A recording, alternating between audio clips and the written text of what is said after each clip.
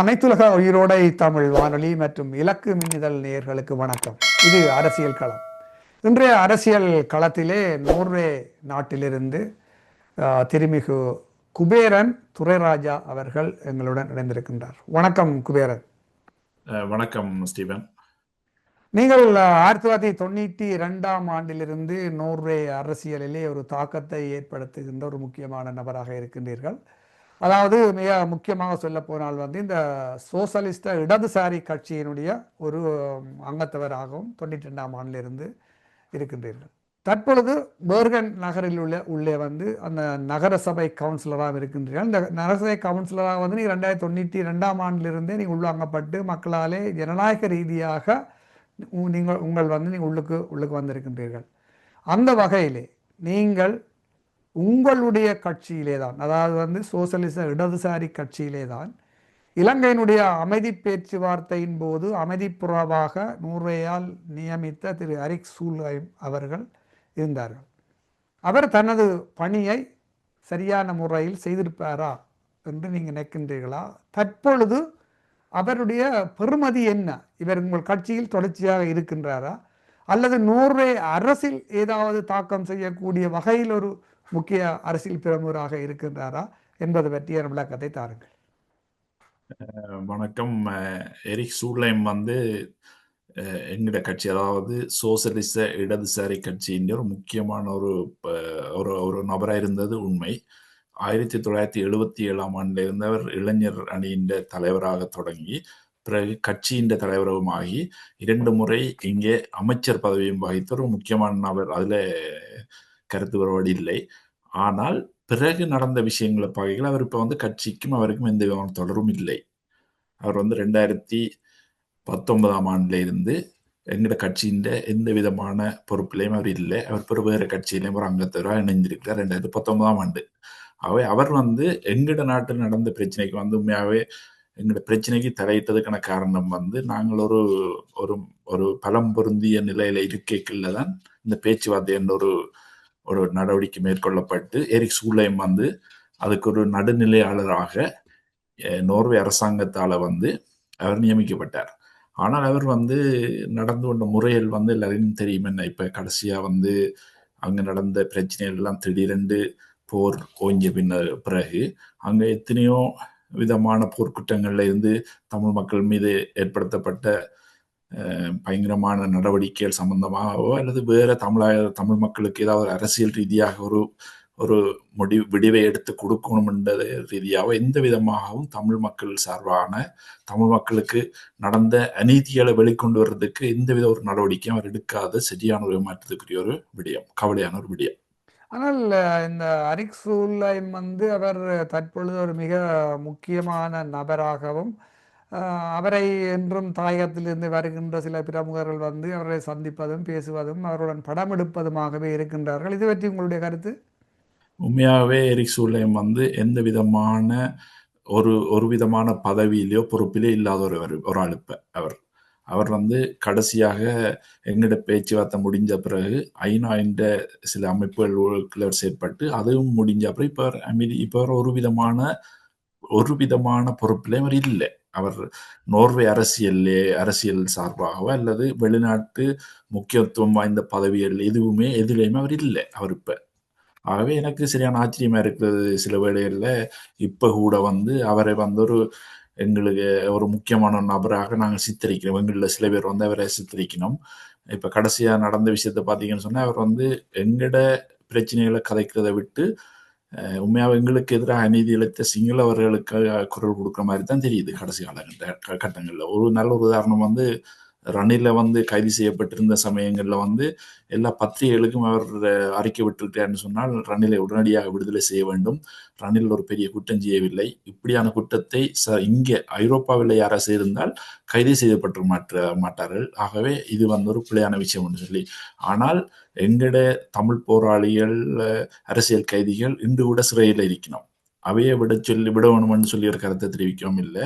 எங்களோட மக்கள் நிலத்தை இழந்திருக்கணும், காணாமலாக்கப்பட்டிருக்கணும், புதைகுழிகள் எல்லாம் இன்றைக்கும் மனித புதைகுழிகள் கண்டுபிடிக்கப்பட்டு கொண்டிருக்கின்றது. எந்த ஒரு விஷயம் சம்பந்தமாகவும் ஒற்று விதமான எதிர்ப்பையோ தன் கருத்தை கூட தெரிவிக்கல.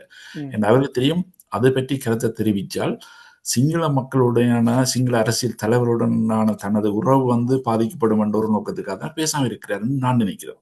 ஆனால் இந்த இலங்கையினுடைய அமைதி பேச்சுவார்த்தைகள் முடிஞ்சு தமிழின அழிப்பு நடந்த கையோட வந்து அவர் கட்சியை விட்டு அவராக விலத்தினார விலத்தப்பட்டிருக்கலாம். அந்த கட்சியில் அவர் இருந்து விலத்தப்பட்டது நீங்கள் அந்த கட்சியில் இருக்கிறவங்களுக்கு தான் தெரியும்.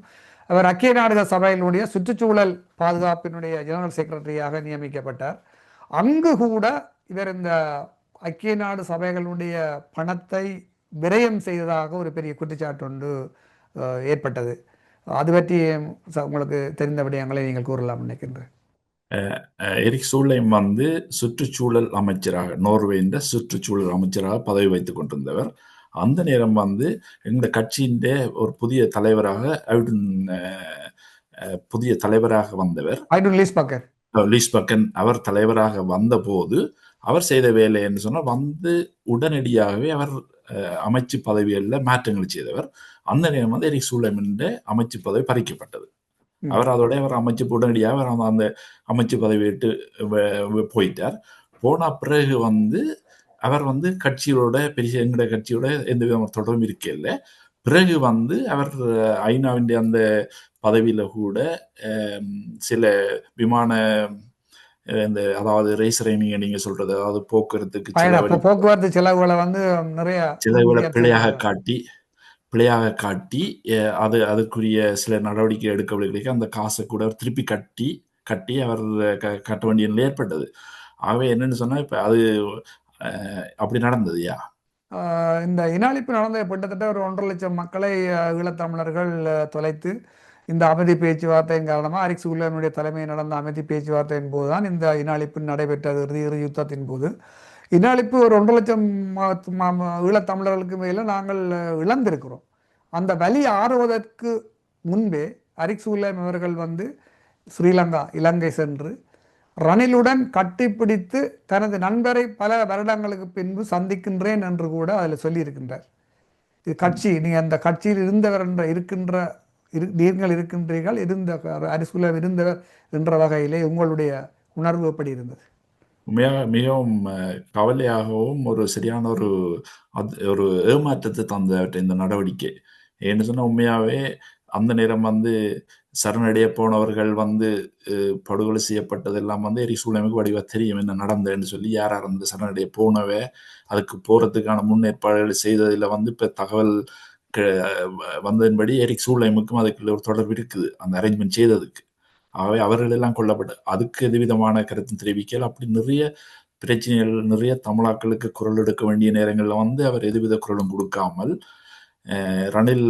ரணில வந்து சந்திக்கிறதும் சிங்கள மக்களுக்கு சார்பாக தன் அறிக்கையில விட்டு கொண்டிருக்கிறதும் வந்து சரியான ஏமாற்றத்தையும், அவர் எங்களோட கட்சியின் ஒரு சோசியலிச இடதுசாரி கட்சியை சேர்ந்தவர், அந்த கொள்கையில பிடிப்பாக செயற்பட்டு எங்களோட கட்சியின் இளைஞர் அணி தலைவராக இருந்து கட்சியின் தலைவராக இருந்து 2 முறை வந்து அவர் அமைச்சு பதவிகளையும் வகித்து இந்த சோசியலிச இடதுசாரி கட்சி என்று சொன்னால் நோர்வேல அந்த எரிக் சூல்ஹெய்ம் என்று பேர் தான் வரும். அப்படி நாங்கள் தொடங்கின நேரத்தில் 92ஆம் ஆண்டு நான் இதுக்கு நான் எஸ்வேக்கில் மெம்பர் ஆகி அதுக்கு பிறகு இவற்றில் நிறைய அப்போ இப்படி ஒரு பெரிய ஒரு மனிதர் வந்து இப்படியான நிலைக்கு போனதை சரியான அதிருப்தியும் கவலையும் ஏமாற்றமும் தான் உண்மையாக இருந்தது. இப்படி ஒரு எங்களோட கட்சியில இருந்து எங்களோட தமிழாக்கள பிரச்சனை தீர்க்கிறேன்னு சொல்லி அங்கே முன்னுக்கு போய் பேச்சுவார்த்தையில கலந்து கொண்டு அமைப்போட, தமிழ் மக்களோட, கட்சிகளோட, தமிழர்களோட கனவோட தொடர்பு ஏற்படுத்தி வச்சிருந்த ஒருவர் வந்து தமிழருக்கு இவ்வளவு அநீதி நடந்தும் எந்த விதமான கருத்தையும் தெரிவிக்காமல், ஆதரவு தெரிவிக்காமல்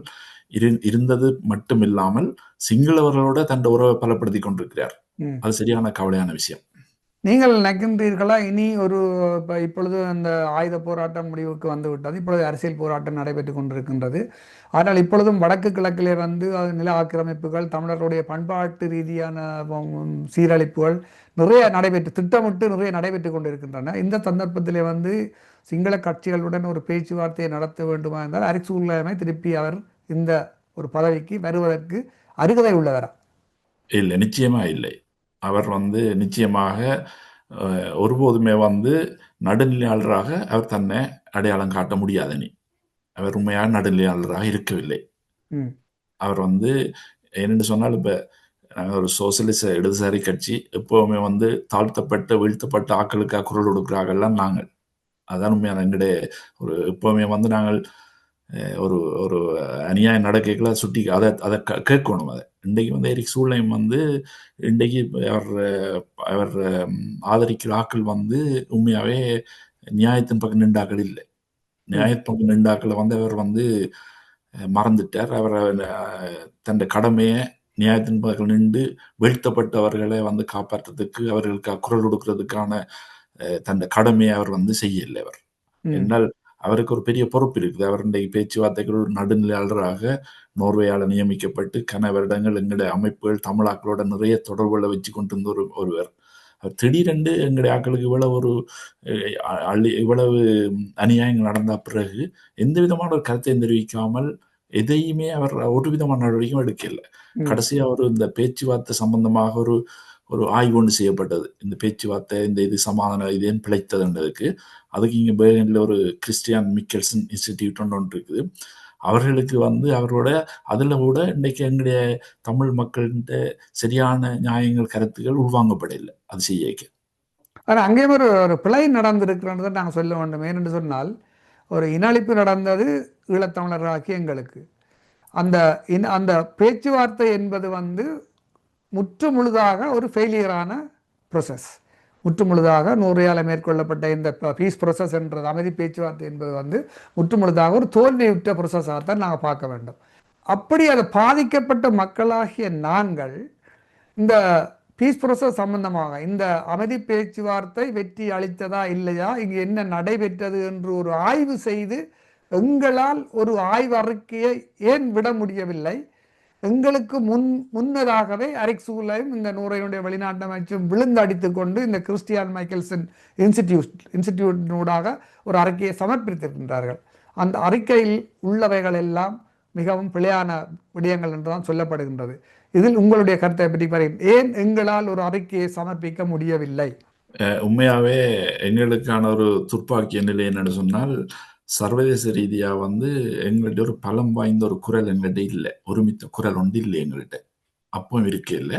ஆனால் அது வந்து அந்த நேரம் இப்படி அறிக்கையை வந்து தயாரிக்கும் போது அது நோர்வேண்டையும் எரிக் சூலைமின்டையும் கடமையும் என்னன்னு சொன்னால் எங்களையும் உள்வாங்கி அதை தயாரிச்சிருக்கோம். எங்களையும் வந்து அதாவது இது சம்பந்தமாக ஒருதலை பட்சமாகத்தான் அந்த அறிக்கையை செய்திருந்தார்கள். அப்ப அது அவர்கள் இந்த கடமை. எங்களுக்கு அப்படி ஒரு நாங்கள் அதை செய்யக்கூடிய எங்களுக்குரிய ஒரு குரல் உண்டு. அந்த நேரம் எங்கள்கிட்ட இல்லை, இப்போ இல்லை, அந்த நேரம் இருக்க இல்லை. ஆனால் நடுநிலை வைத்த நோர்வே அரசாங்கம் எங்களை எரிக் சூலையும் வந்து எங்கள் சார்பான தகவல்களையும் கருத்துக்களையும் எங்களையும் உள்வாங்கித்தான் இந்த ஆய்வை செய்திருக்கணும். அதவே செய்யறதுக்கு தவறிடணும். ஆகவே இந்த ஆய்வு வந்து ஒரு சரியான ஆய்வாக எடுக்க முடியாது. ஆனால் நீங்கள் பாருங்க, நாங்கள் எரிக் சூல்ஹெய்ம் என்ற ஒரு மனிதன் மேல் முழு பிழைகளையும் அவர் விட்ட பிழையால் நேர்மையாக நடந்து கொள்ளாதபடியால் தான் இந்த அமைதி பேச்சுவார்த்தை மிகவும் ஒரு மோசமான இனஅழிப்பில் முடிந்தது என்பதை பற்றி சொல்லுகின்றோம். இதற்கு பொறுப்பு கூற வேண்டிய ஒரு பொறுப்பு கூட நூறு வெளிநாட்டு அமைச்சுக்கும் உள்ளதல்லவா? நிச்சயமாக வெளிநாட்டு அமைச்சுக்கு இருக்குது. ஆனால் என்ன சொன்னால் டிப்ளமேட்டிக்கலாக வந்து இவர் அதுக்குரிய ஒரு விசேட சமாதான தூதுவர் என்ற ஒரு பொறுப்புண்டு இவருக்கு வழங்கப்படுகிற வந்து இவர் ஒரு ஒரு முக்கியமான ஒரு நபர் இந்த விஷயத்துல. ஆனால் நீங்க சொல்ல சரி, இது வந்து அவர் மீது தனிப்பட்ட ரீதியாக குற்றம் சுமத்த முடியாது என்று சொன்னால் நாங்கள் இவற்றை செயற்பாடுகளை வந்து தரத்தை கவனிக்கிறதுக்கு நோர்வே வெளிநாட்டு அமைச்சும் வந்து ஒரு திட்டத்தை வச்சிருந்திருக்கணும். ஆனால் அப்படி வச்சிருக்கல. அவர் வந்து முழு இதையும் வந்து எரிக் சூலைம் கொடுத்திருந்தவர். அவர் கிட்டத்தட்ட எல்லா வகையான முடிவையும் எடுக்கக்கூடிய நிலையெல்லாம் இருந்தவர். இந்த இது சம்பந்தமாக நோர்வே ஒரு கருத்தை வெளியிடுறதுன்னு சொன்னால் அது எரிக் சூலைம் என்ற கருத்தை தான் இருந்தது அந்த நேரம். ஆனா நீங்க சொல்ற சரி, இது வந்து அவர் ஒரு தனி மனிதனாக எரிக் சூலைம் மீது இந்த குற்றத்தை வைக்க முடியாது. இது ஒரு வெளிநாட்டு அமைச்சு நோர்வேண்ட அரசாங்கம் வந்து இதுல பங்கெடுக்கணும். ஆனால் இவ்வளவு விஷயம் நடந்ததுக்கான காரணம் வந்து எரிக் சூலைம் வந்து அவருக்கு வந்து இந்த பொறுப்பை வந்து நோர்வே கொடுத்தது. அதே நேரம் வந்து எரிக் சூலைம் வந்து அந்த இதை சரியா செய்யலை. அவர் அன்று அந்த பீஸ் ப்ரொசஸ், அந்த அமைதி பேச்சுவார்த்தை நடந்த காலத்திலே வந்து நோர்வேயிலே, அதாவது வந்து நாங்கள் சொல்லுகின்ற இந்த ஒர்க்கர்ஸ் பார்ட்டி என்று சொல்லுவோம், அந்த சந்தர்ப்பத்திலே இன்று பிரதம மந்திரியாக இருக்கின்ற யூனஸ், அன்று அவர் வெளிநாட்டு அமைச்சராக இருந்தார்.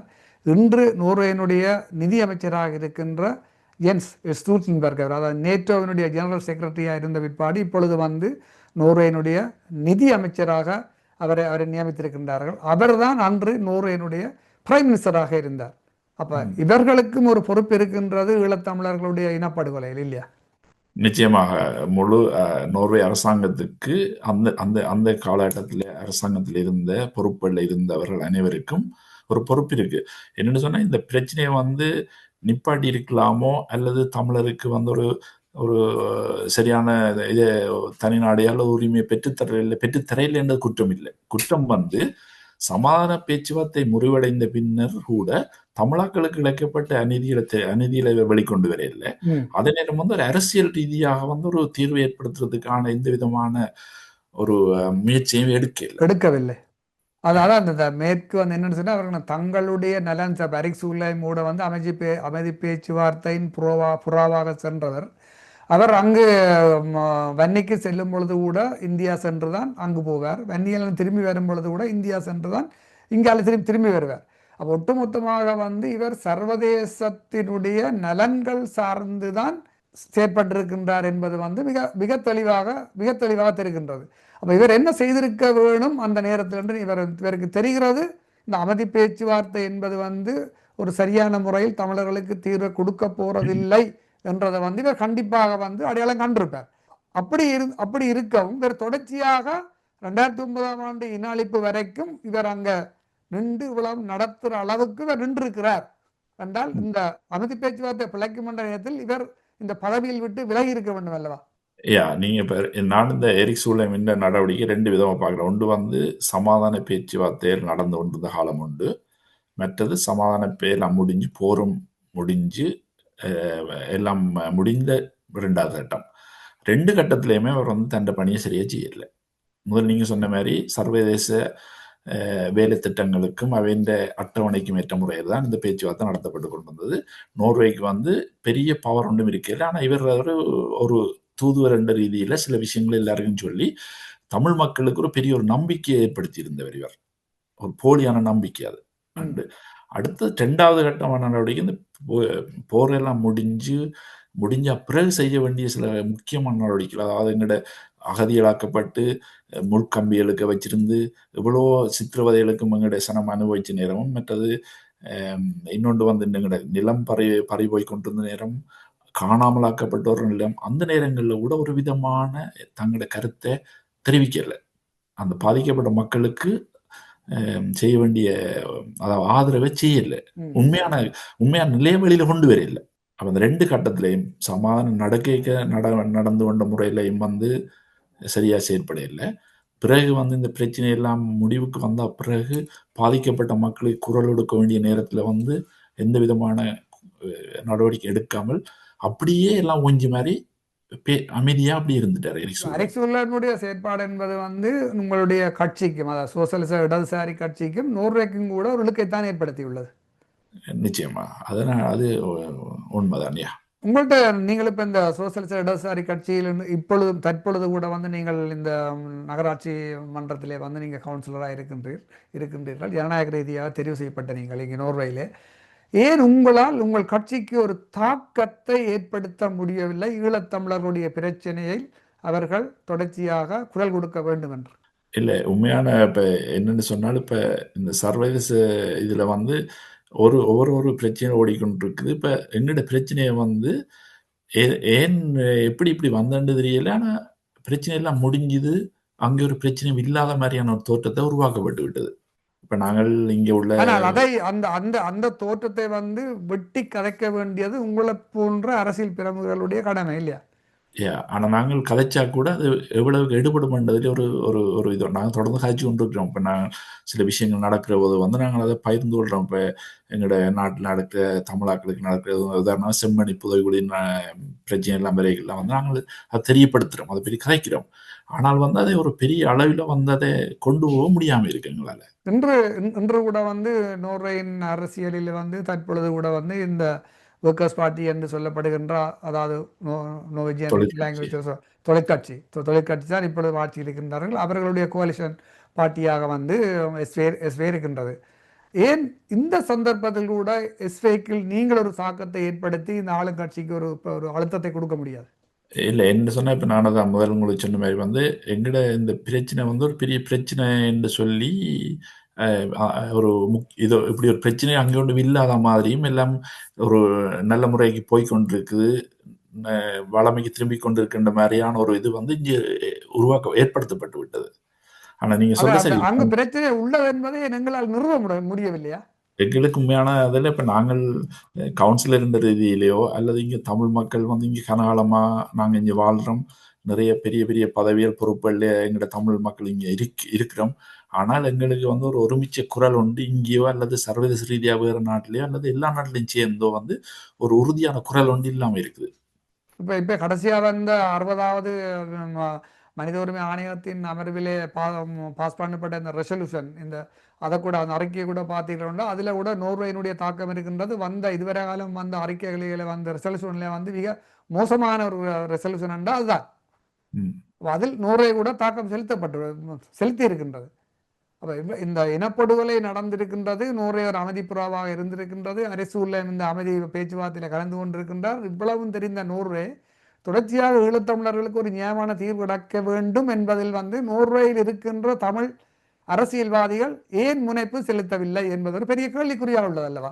இப்பவும் பார்த்தீர்கள் என்று சொன்னால் சில அரசியல்வாதிகள், அதாவது தமிழ் தமிழ் அரசியல்வாதிகளை சொல்லுகின்ற நோர்வேல இருக்கின்றவர்கள் வந்து இடதுசாரி கட்சிகளில் இருக்கின்றவர்கள் வந்து இங்கிருந்து ஓடிப்போய் அங்கு அந்த என்பிபிக்கு தங்களுடைய தோள்களை முண்டு கொடுப்பதில் வந்து மிக மிக முனைப்பாக செயற்பட்டு கொண்டிருக்கின்றார்கள். இப்போ என்ன சொன்னால் இப்போ என்பிபி வந்து இந்த பிரச்சனையை வந்து எப்படி பார்க்குதுன்னு சொன்னால் தமிழற்ற தனித்தன்மை இல்லாமல் பண்ணணும்னா என்ன முக்கியமான ஒரு வேலை திட்டம்.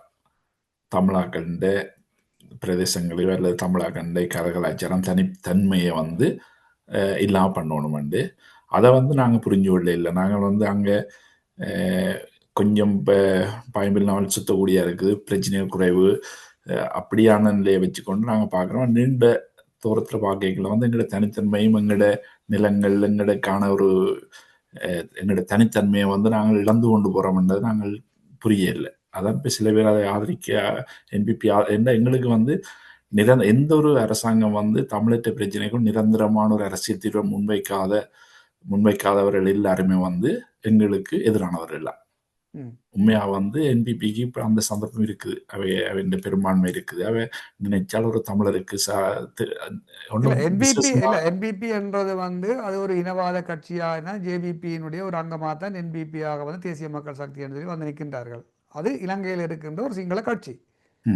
ஆனால் அந்த சிங்கள கட்சிக்கு புலத்திலே இருக்கின்ற தமிழ் அரசியல்வாதிகள் ஓடிப்போய் அவர்களை பெரிய அளவிலே தூக்கி பிடித்து அவர்களுக்கு தீர்வை தருவார்கள் என்று சொல்லி இங்கும் வந்து பிரச்சாரம் செய்கின்றார்கள். இதை பற்றி உங்களுடைய கருத்தை சொல்லுங்கள். இல்லை, அதான் நான் சொல்லணும். சரியான கவலையான விஷயம் என்று சொன்னால் என்பிபிக்கு நாங்கள் ஆதரவளிக்கலாம் இப்போ என்று சொன்னால் இதய சுத்தியோட வந்து தமிழர்கள் பிரச்சனை புரிஞ்சோண்டு தமிழர்கள் நிரந்தரமான ஒரு அரசியல் தீர்வை வந்து முன்வைக்கணும். அப்படி முன்வைக்காத நேரம் வந்து எங்களுக்கு இப்போ இந்த சில வசதிகளை செய்திடும், காணிகளை விடினோம், சில பாதைகளை திறந்து விடினோம்னு சொன்னால் அது எங்களோட பிரச்சனை இல்லை. அதுக்காக நாங்கள் விழாலும் போராட இல்லை.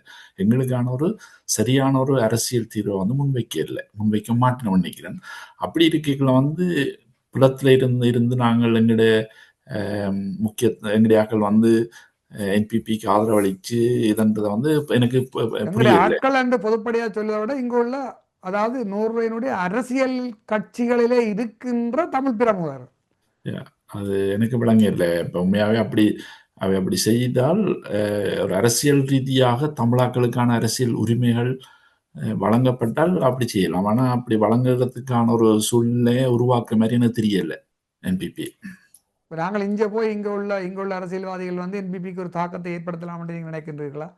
இல்லை, நான் நினைக்கிறேன் அது அப்படி ஆக்கலாம். எப்படின்னு சொன்னால் எங்களோட பிரச்சனைக்கு வந்து இங்கே வந்து ஒரு அரசியல் ரீதியாக ஆதரவு இருந்தால் செய்யலாம். ஆனால் எப்படியான ஒரு ஆதரவு வந்து அரசியல் ரீதியாக வந்து இங்கே எடுக்க முடியும் தெரியல. ஏன்னா இப்போ எங்களோட பிரச்சனைகள் தெரிஞ்ச, எங்களுக்கு இழைக்கப்பட்ட அநியாயங்களை முற்று முழுதாக தெரிஞ்ச எரிக் சூழலுமே வந்து ஒரு குரல் கொடுக்கல.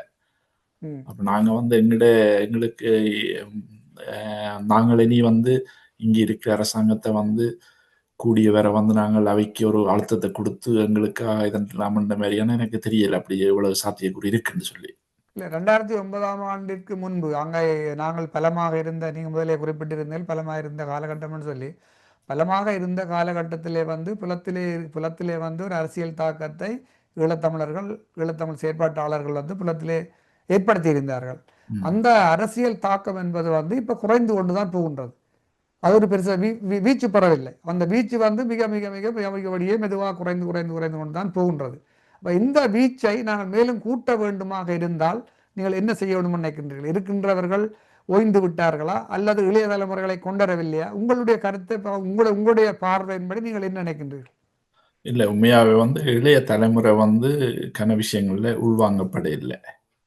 அது ஒரு முக்கியமான எங்களுக்கான ஒரு எங்களோட பாதிப்புக்கு அது ஒரு முக்கியமான காரணம். இளைய தலைமுறையினர் வந்து இப்போ உண்மையாவே அரசியல் நடவடிக்கையில் வந்து எங்களை நான் பார்க்கையில் வேற நாட்டவர்கள் வந்து எங்களுக்கு பிறகு நோர்வேல வந்து குடியேறினாக்கள் வந்து இளைஞர்கள் வந்து நிறைய பெரிய பெரிய பதவியை பெரிய பெரிய அரசியல் கட்சிகளுக்குள்ள முக்கியமான உதாரணமாக பதவிகள். வந்து இப்போ நீங்கள் இந்த சோசல் இடதுசாரி கட்சியிலேயும் சரி, மற்றது இந்த தொழிற்கட்சியாக இருக்கட்டும் அல்லது சிவப்பு கட்சியாக இருக்கட்டும், இப்போ இருக்கின்றவர்கள் எல்லாம் முதலாவது தலைமுறை, ஃபர்ஸ்ட் ஜெனரேஷன். இப்போ நீங்கள் வந்து முதலாவது தலைமுறையாக இந்த கட்சிக்குள் வந்திருக்கின்றீர்கள். அடுத்த தலைமுறை, உங்களுக்கு பிறகு வருகின்ற அடுத்த தலைமுறைகள் இந்த கட்சிக்குள் வந்தால் உங்களை போன்று உணர்வுடன் ஈழத்தமிழர்களுக்கு ஒரு விடிவு கிடைக்க வேண்டும் என்று வேலை செய்வார்களா, அல்லது அவர்கள் தாங்கள் இந்த நாட்டினுடைய பிரஜை, இந்த நாட்டினுடைய நலம் சார்ந்துதான் நாங்கள் வேலை செய்வோம், இந்த நாட்டுக்காகத்தான் வேலை செய்வோம் என்று நினைப்பார்களா? அதாவது இப்போ அவர்கள் உண்மையாகவே இங்கே பிறந்தவர்கள், அப்போ இங்கத்தே சூழ்நிலை வளர்ந்தவர்கள் வந்து எங்கட நாட்டில் நாங்கள் அனுபவிச்ச மாதிரி எங்களோட பிரச்சனைகளை முழுசாக தெரிஞ்சிருக்காத காரணத்தால் வந்து முழு வீச்சாக எங்களோட நாங்கள் நினைக்கிற மாதிரி நினைப்பணும் தெரியல. ஆனால் எங்களுடைய ஆக்கள் அதுக்குள்ள வந்தால் ஏதோ ஒரு வழியில் வந்து எங்களோட பிரச்சனை முன்னெடுக்கிறது சுகமாக இருக்கும். அவர்களுக்கு எங்களோட நாட்டு பிரச்சனை முற்று முழுதாக தெரியவில்லை என்றால் அது யாருடைய பிள்ளை? அது வந்து எங்களோட பிள்ளை தான். பெற்றோர்களாகிய நாங்கள் பெற்றோர் மட்டுமண்டில்லை, இந்த சமூகத்திலே சமூக செயற்பாட்டாளராக இருக்கின்ற தேசிய நோக்கி வேலை செய்கின்ற செயற்பாட்டாளரோட பிள்ளையாகவும் இருக்கும் இல்லையா?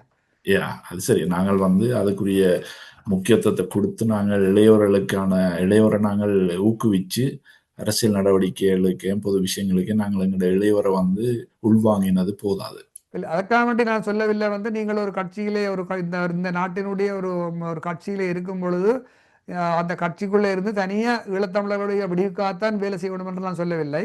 இந்த நாட்டிற்காக உழைக்கின்ற அதே வேளையில வந்து ஈழத்தமிழர்களுடைய பிரச்சனைக்கும் அழுத்தம் கொடுக்க வேண்டும் என்பதுதான் இங்கே முக்கியம். நீங்க சொல்லப்படாங்குது. இந்த ஒரு ஒரு சின்ன அழுத்தத்தையாவது கொடுக்கலாம். நாங்கள் எங்களுடைய ஆக்கள் வந்து இளையோர்கள் வந்து என்ன நாங்கள் இப்போ பார்க்கல வந்து நீங்கள் மற்ற எங்களுக்கு பிறகு வந்து இங்கே குடியேறினாக்கள் எடுத்து பார்த்தால் வேற வேற நாட்டவர்கள் வந்து முக்கியமான பதவிகள் இருக்கணும். எங்கட கட்சியின் இரண்டாவது உப தலைவர் தலைவி வந்து ஒரு சோமாலிய நாட்டு. அதே மாதிரி தொழிற்கட்சியில இருக்கணும் எல்லாரும் கணக்கட்சி. ஆனால் எங்கடையாக்கள் தான் நாங்கள் தான் சரியான குறைவு எங்களுடைய இளையோர்கள் எல்லாம். அப்போ அதை வந்து நான் அடிக்கடி சொல்லி கொண்டிருக்கிறோம். ஆனால் நாங்கள் அதுக்கு கடுமையாக உழைக்கணும். அதுக்கு எங்களோட இளையோரை உள்வாங்கி முக்கியமான பதவியல் அரசியல் நிலைகளுக்கு எங்களோட பிள்ளைகளை கொண்டு வருவோம். நல்லது குபேரன், நாங்கள் நிறைவு செய்கின்ற நேரத்தை நெருங்கியுள்ளபடியால் நீங்கள் இறுதியாக உங்களிடம் ஒரு கேள்வி உண்டு. அரிக் சூல்லேம் தவிர்த்து அரிக் சூல்லேமுக்கு அப்பாற்பட்டு நீங்கள் நினைக்கின்றீர்களா இந்த சோசலிச இடதுசாரி கட்சியின் அழுத்தத்தினூடாக திருப்பி நோர்வேயை எங்களுடைய இந்த விடிவுக்கான ஒரு ஒரு தீர்வை தேடி தருவதற்கு அவர்களை கொண்டு வரலாம் என்று நீங்கள் நினைக்கின்றீர்களா? கொண்டு வர வேண்டும் என்று விருப்பம் இருக்கிறது, ஆசை இருக்கிறது. ஆனால் அப்படி ஒரு சூழ்நிலை உருவாகுமா என்பது சந்தேகமாக தான் இருக்கு. உலக நகர்வுகள் வந்து அதுக்கு இடம் கொடுக்குமான்ற ஒரு கேள்வி உள்ளது இல்லையா? அதோட வந்து இப்போ என்ன சொன்னால் இப்போ நீங்கள் பார்த்தீங்கன்னு சொன்னால் இப்போ பலஸ்தீனற்ற பிரச்சனை வந்து யுக்ரைன் ரஷ்யா பிரச்சனை வந்து நடந்து கொண்டிருக்கு. அப்போ மற்ற இடத்து பிரச்சனைகள் எல்லாமே வந்து மழுங்கடிக்கப்பட்டுது. ஆனால் உலகத்தில் எத்தனையோ சண்டை தொடர்ந்து நடந்து கொண்டிருக்குது. மக்கள் கொல்லப்பட்டு கொண்டிருக்கிறார்கள், அகதிகளாக்கப்பட்டு கொண்டிருக்கிறார்கள். ஆனால் நீங்கள் பார்த்தீங்கன்னு சொன்னால் சர்வதேச ரீதியாக வந்து இந்த ரெண்டு பிரச்சனையும் தான் முக்கியத்துவப்படுத்தப்படுது. உண்மையாகவே இது ரெண்டு பெரிய பிரச்சனை தான். ஆகவே இப்போ எங்களோட பிரச்சனையை வந்து எப்படி எண்ணி நாங்கள் சர்வதேச ரீதியாக எங்களுக்கு ஒரு இதை ஏற்படுறதுக்கு எப்படி செய்யலாம்ன்றதை வந்து உண்மையாகவே நாங்கள் எங்களோட ஒரு ஒருமித்த குரலை நாங்கள் உருவாக்கணும் இங்கே சர்வதேசத்தில். ஆமாம். நீங்க சொன்னது போன்று இப்போ உக்ரைன் பாலஸ்தீன் பிரச்சனைகள் வந்து இப்போ பெரிய அளவில் பேசப்படுகின்றது. இந்த வெஸ்ட்டுக்கு, அதாவது மேற்குலாவுக்கு வந்து உக்ரைன் பிரச்சனை ஒரு மிக பிரச்சனை. அவர்கள் தங்களுடைய அதிகாரங்களையும் தங்களுடைய இருப்பையும் விட்டுக் கொடுக்க அவர்கள் இன்றைக்கும் தயாராக இல்லை. அமெரிக்கா கூட கிட்டத்தட்ட இந்த மேற்குல ஐரோப்பாவை வந்து கைவிட்டு விலகி சென்ற ஒரு நிலைமையிலே தான் இன்று தற்போது நாங்கள் பேசுகின்ற காலத்திலே வந்து அவர்கள் சீனாவுடன் போய் கைகுலுக்கி விட்டார்கள். ஆனால் இவ்வளவு இருந்தாலும் கூட இந்த அந்தந்த நாடுகளிலே புலம்பெயர் தேசங்களிலே வாழ்கின்ற புலம்பெயர் தமிழர்கள், செயற்பாட்டாளர்கள், அதாவது அரசியல்வாதிகளாக அந்தந்த நாடுகள் கட்சிகளுக்குள்ளே இருக்கின்றவர்கள் வந்து தொடர்ச்சியாக அந்தந்த நாட்டு அரசுகளுக்கும் தங்கள் கட்சிகளுக்கும் வந்து ஒரு அழுத்தத்தை கொடுக்க வேண்டியது வந்து அது எங்களுடைய பொறுப்பு, எங்களுடைய கடமை. நாங்கள் அதை தொடர்ச்சியாக செய்து கொண்டு தான் இருக்க வேண்டும். அது நீங்க சொல்ல நான் ஏற்றுக்கொள்ளலாம். அது கட்டாயம் நாங்கள் எங்களுக்கு அவர் என்ன செய்யணுமோ இல்லையோ, ஆனால் எங்களோட கடமை வந்து நாங்கள் தொடர்ச்சியாக வலியுறுத்தி கொண்டிருக்கணும். நிச்சயமா. நல்லது குபேரன், நாங்கள் நிறைவு செய்ய வேண்டிய நேரம் வந்துட்டால் நீங்கள் உங்களுடைய நேரத்தை ஒதுக்கி இன்று உங்களுடைய கட்சி சார்பாக, அதாவது சோசலிச இடதுசாரி கட்சி சார்பாகவும் எரிக் சூலேம் அவர்களுடைய இந்த அமைதி பேச்சுவார்த்தையில் நடைபெற்ற பிழைகள் சம்பந்தமாகவும் அவருடைய பெருமதி இன்று எங்கு இருக்கின்றது என்பது பற்றி நீங்கள் எங்களுடன் பேசியிருக்கின்றீர்கள். அந்த வகையில் மிக நன்றியையும் வணக்கத்தையும் தெரிவிக்கொள்கின்றோம். குபேரன் துரைராஜா அவர்களே, நன்றி, வணக்கம். நன்றி, வணக்கம். எமது பார்வையாளர்களுக்கு வணக்கம். மக்களின் குரலாய் ஓங்கி ஒலிக்கும் இலக்கு மின்னிதழ் மற்றும் உயிரோடை தமிழ் வானொலி ஆகிய இவ்விரு ஊடகங்களும் உங்களைப் போன்ற எமது நேயர்கள் நண்பர்களின் ஆதரவிலேயே இயங்கி வருகின்றன. மிக குறைந்த வளங்களுடன் பல இடர்கள் மற்றும் தடைகளை தாண்டி பயணிக்கும் எமது ஊடகங்களின் பணிகள் மேலும் வளர உங்களால் முடிந்த நிதி உதவியை வழங்கி இன்னும் காத்திரமான செயற்பாடுகளை முன்னெடுக்க உதவுமாறு மிகவும் பணிவன்புடன் வேண்டி நிற்கின்றோம். உங்கள் பங்களிப்பு உங்களின் உரிமை குரலாய் ஓங்கி ஒலிக்கும். நன்றி.